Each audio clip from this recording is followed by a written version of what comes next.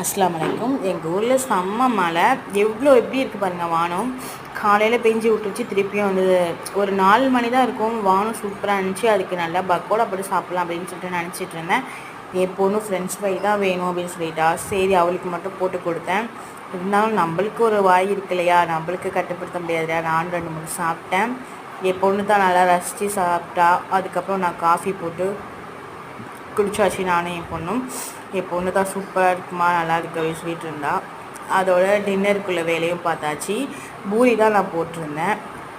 பூரிண்டாவே என் ஹஸ்பண்டும் என் பொண்ணும் அழுவாங்க. ஏன்னா பூரி வந்து எனக்கு கொஞ்சம் சரியாக வராது. அதனால் 2 தடவை செஞ்சேன், சொதப்பிடுச்சு.